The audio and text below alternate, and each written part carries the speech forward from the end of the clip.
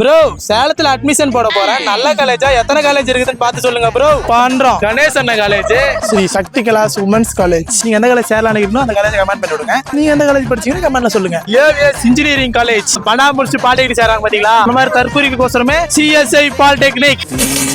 அரசு மகளிர் கல்லூரி எயிட் ஆர்ட்ஸ். முதல்ல ரிசல்ட் வரணும், அப்புறம் பாஸ் ஆகணும், அப்புறமேட்டு தான் காலேஜ் போய் சேரணும். அதுக்கு முதல்ல படிக்கணும். என்னடி இது? Central law college, Jayaram arts and science college, 7 arts. எங்க போய் படிச்சா என்ன? ஆர்ட்ஸுக்கு 4000, இன்ஜினியரிங் 25,000 கமிஷனு.